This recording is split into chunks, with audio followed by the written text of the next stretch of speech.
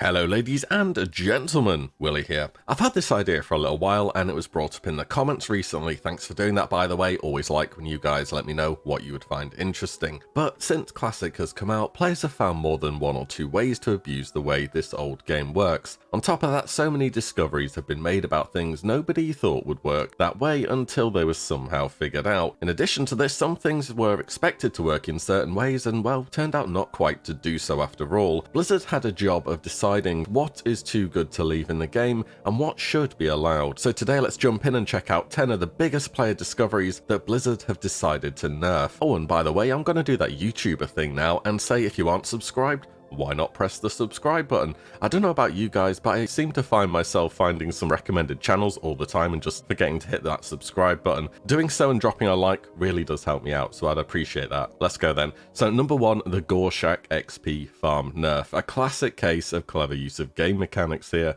This, as far as I'm aware, have been in the game since day one, and I'm able to find footage of it as early as late December 2019, which was about 1 month after release. Suffice to say, word had spread pretty quickly about this farm and how easy it is to pull off. Add on top of this, so many players still leveling at this point, and you didn't need to pay or boost your way through in order to be able to do this, and it became incredibly popular. So how was it done then? Simple. As part of the Rescuing Moira quest in Blackrock Depths, you have to talk to Commander GOR'SHAK in the jail area for the What's Going On quest, and after you start it, 6 guards spawn shortly after and attack you. AoE them down, abandon the quest, take it again, another 6 spawn, kill them off, repeat. That's the GOR'SHAK XP farm. It appears to have been nerfed only as of about 1 or so month ago, with the mobs that spawn no longer grant XP or drop loot. Why was it a nerf then? I don't think Blizzard liked the idea that you could endlessly spawn elite mobs and AoE them down. At least with boosting, there is a degree of skill and limitations via instance resets. Secondly, and I expect this to be the big reason, it was Horde only.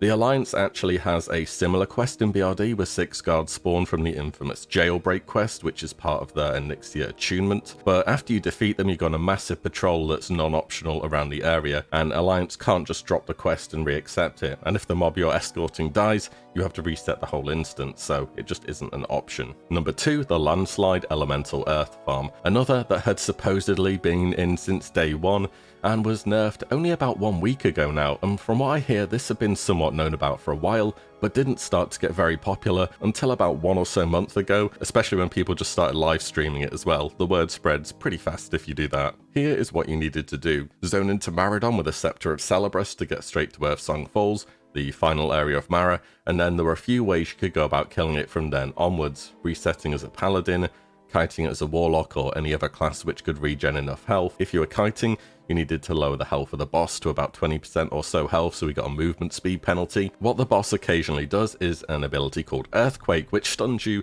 for 6 seconds and spawns 4 Theradrim Shardlings. It's pretty much as simple as don't die, let the boss spawn the adds, kill them, and then collect Solid Stone and Elemental Earth. And with AQ coming up, Elemental Earth for greater nature protection potions and Solid Stone for sappers are both in plentiful demand. So why was it nerfed? Because mages can't do it, of course. ZG and ZF pathing is all good though, or something I imagine. For real though, it was likely the same reason as GOR'SHAK. Endlessly spawning mobs in one reset, you could go for hours and hours up until your bags were full and gear was broken before you ever really needed to leave. Number 3, Blade of Eternal Darkness aggro in raids. This is a really interesting one, a controversial one, and one that was more or less instantly nerfed when it came to light. Another thing that's been in supposedly since day 1, but was only more recently, as far as we're aware, used by top guilds in the world in speedruns. So Blade of Eternal Darkness drops from Princess Theradras in Mara, super low drop chance, less than 1%. It has a proc that does damage and restores mana. Now it's supposed to only proc when damage is done. However, some players found it was proccing incorrectly from the Mind Vision spell.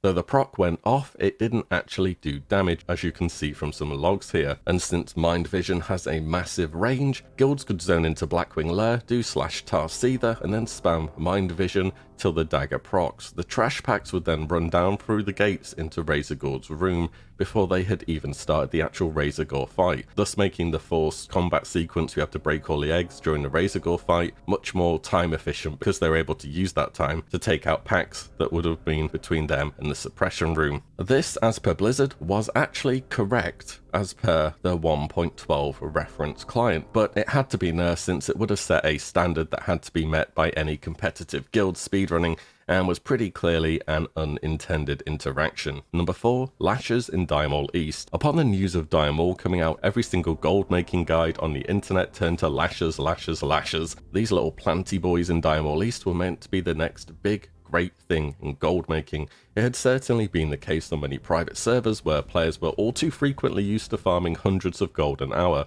On top of this, it's a very accessible farm for more or less every single class out there to varying degrees of success and speed. So when MAUL dropped and players did their first drop into MAUL East, it was quickly found out that the hype had been for naught, as lashers were nowhere near as good as expected to be for gold farming. Now, this wasn't necessarily a nerf on Blizzard's part as far as we know. These drops are what matched their reference client, and private servers simply got it wrong and overbuffed them. Still, lashers aren't exactly terrible gold all the same. They're okay. There are better methods out there for most classes, but you can certainly work them into your MAUL East jump run routing on certain classes for a nice bit of extra gold for your time spent. Number 5, Zul'Gurub Enchants nerfed. Another one that's consistent with Blizzard's 1.12 reference client, and as far as I'm aware, this was also possible back in vanilla, but due to information spreading at a much less rapid pace, and frankly a lot less knowledge about the min-max back then, it wasn't really done. But it turned out shortly after ZG dropped that through trading and implying enchants, a player could effectively use their class enchant on another class's piece of gear. I understand that it was done through some clever macro usage. I couldn't find a clear example online of exactly what was needed to be done to replicate it. Maybe one of you guys can help shed a bit more light about that in the comments below. This is actually kind of a big deal for some classes, specifically the mage and the hunter enchants both have hit on them, which would have made them a very hot commodity. Almost every single caster wants spell hits at this point, especially warlocks. I know that feeling all too well, and despite the hunter one having only ranged attack power on it, I can tell you warriors would still want it for the hit over their more defensively set up enchant. Why was it nerfed then?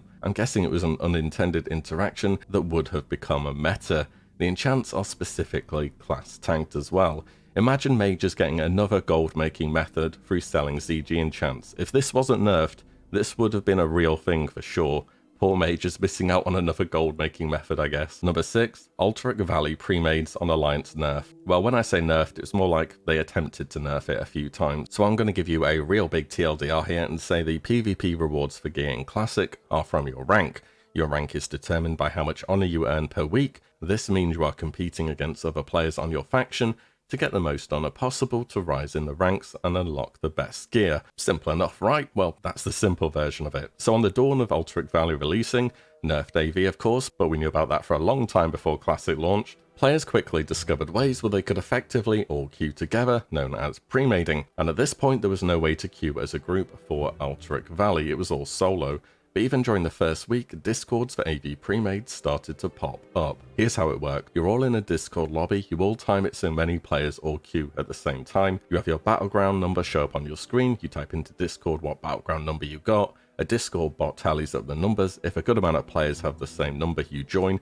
If you only have a few players, you drop the queue and repeat until you have ideally around half or more of the team from the premade, and these premades would smash games in about 10 minutes flat. And because the honor system requires you to do the most efficient grinds to get the top spots, people were effectively forced to do this. In time, Blizzard removed the battleground number you get as a pop-up so that premades would be blind as to whether they were in the same lobby, until a workaround was found within about a week to this, where players now joined games that were ending, dodged the queue, and could get pretty reliably put into a fresh battleground. Blizzard stealth nerfed this one by adding an arbitrary weight where it shuffles players into different battlegrounds. Also keep in mind that only Alliance could do this because they had instant queues. Even towards the start of AV, Horde had 20 to 40 minute queues, so it really wasn't a feasible thing for them to do. So why was it nerfed? Because it let Alliance win AV sometimes, of course. Jokes aside, it was pretty clever stuff players were doing, but Blizzard didn't like them taking advantage of the queue system in this way to more or less ensure a win, even though you can still legitimately pre-made into AB or Warsong Gulch and win every game still.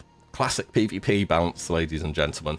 Let's move on, there's more PvP stuff to talk about. Number 7, Battleground Exit Portal Removal from Warsong Gulch. So both the Horde and Alliance have an exit portal location for the Warsong Gulch Battleground, just behind where the graveyard is. What players were starting to do more and more was use mind control or other CC that cause random movement and loss of control of your character, like Fear or Death Coil, to essentially walk people out of the battleground. Not only did this remove an enemy player from the battleground, it also gave them the deserted debuff. It was pretty troll. I mean, people always troll in BGs. Bet you've seen a bunch of people at the start of Battlegrounds make a portal and then say, click to help summon or something. It's like the good old Alter 4 to fix lag or whatever. This one did take a few weeks at least to be patched out, and Blizzard just straight up removed the exit portals, so now the only way to get out of Warsong Gulch is the /AFK. So why was it nerfed? I think this one takes the least explanation out of everything so far. I mean, there's trolling and then there's this, and go figure. Number 8, macros that had to be nerfed. 2 macros come to mind here that made the game better to play in some ways, but both were deemed too powerful. First of all, the max range nameplate macro.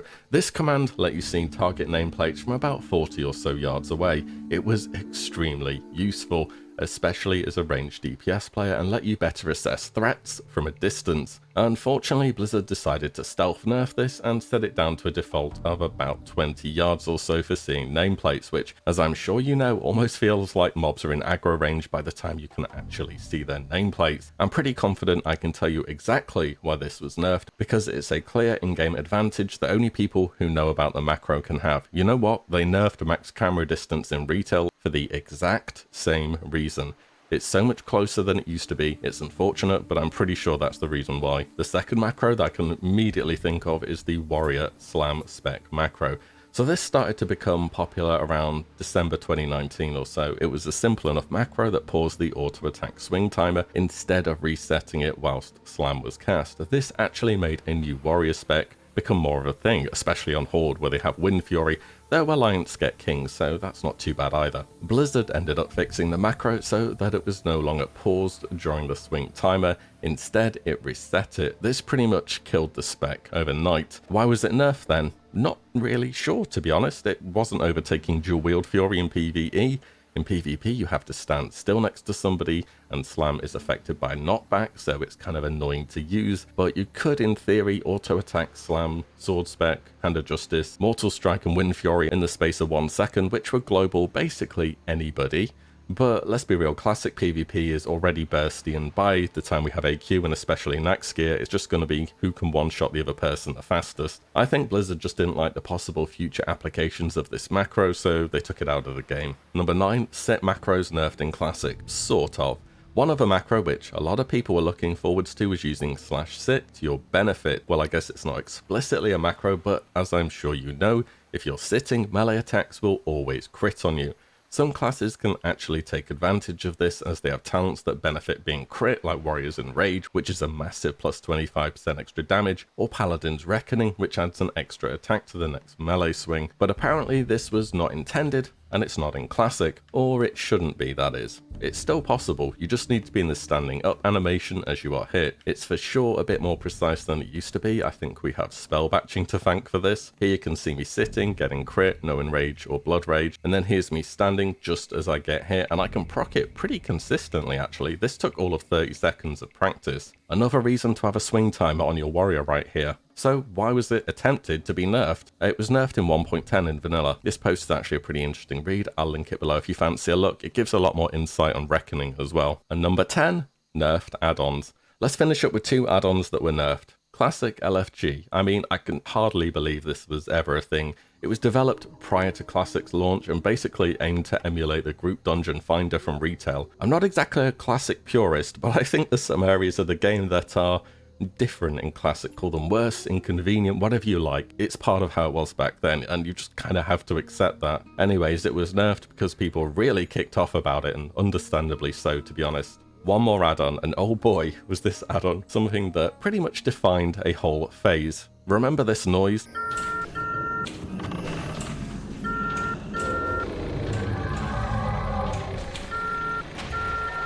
Probably gave you some phase 2 PTSD right there.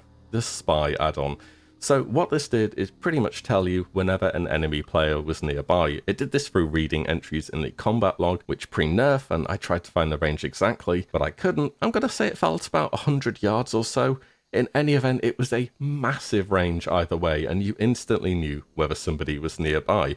Extra fun points if you were a rogue or a druid, because Spy would catch you entering stealth or prowl, and inform everybody in practically the whole zone that you were nearby. You more or less had to have Spy during Phase 2 on a PvP server, because you could be hiding in the best spot ever and people would find you in seconds like they had X-ray vision or something. It was reduced in time down to a 50-yard range, which still sounds like quite a lot, but it did make it a lot more tolerable. Why was it nerfed then? I mean, if a rogue enters stealth 100 yards away from you, and you can get that information from an add-on, and that doesn't sound totally broken to you, then I don't know what to say. There we go then, 10 or so examples of things that Blizzard thought were a bit too powerful to be in the game. I found this super interesting to look up. Most of these came to mind pretty much instantly as well. It's funny how our classic has evolved over time. I'm definitely up for doing another one of these for sure if you guys like it. So if you think I missed anything big, pop it down in the comments below. I'd love to hear about it. I do hope you guys enjoyed this one, and I'll see you in the next video very soon. If you like what you see, give the video a like and subscribe, as there'll be plenty more to come. Take care guys, and I'll see you all in the next one.